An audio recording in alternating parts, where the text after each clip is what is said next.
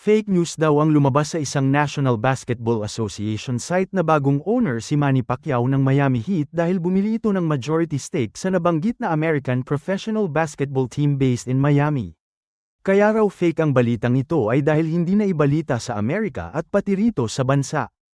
Kaya lang, bakit hindi pa iodine delete at patuloy na nababasa ang balita, at may mga nagko-comment pa nga. Comment ng isang netizen, Manny definitely does not have that type of money. It takes billions to be a majority owner. Sinundan pa ito ng comment na, he is a billionaire but I'm not sure if his billions is really enough to get the majority ownership of Miami Heat. Say pa, billionaire si Manny sa Philippine peso, hindi sa dollar.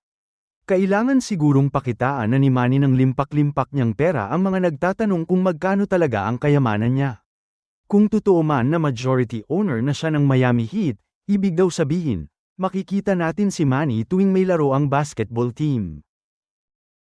Fake news daw ang lumabas sa isang National Basketball Association site na bagong owner si Manny Pacquiao ng Miami Heat dahil bumili ito ng majority stake sa nabanggit na American professional basketball team based in Miami. Kaya raw fake ang balitang ito ay dahil hindi na ibalita sa Amerika at pati rito sa bansa. Kaya lang, bakit hindi pa iodine delete at patuloy na nababasa ang balita, at may mga nagko-comment pa nga. Comment ng isang netizen, Manny definitely does not have that type of money. It takes billions to be a majority owner. Sinundan pa ito ng comment na, he is a billionaire but I'm not sure if his billions is really enough to get the majority ownership of Miami Heat. Say pa, billionaire si Manny sa Philippine peso, hindi sa dollar. Kailangan sigurong pakitaan na ni Manny ng limpak-limpak niyang pera ang mga nagtatanong kung magkano talaga ang kayamanan niya.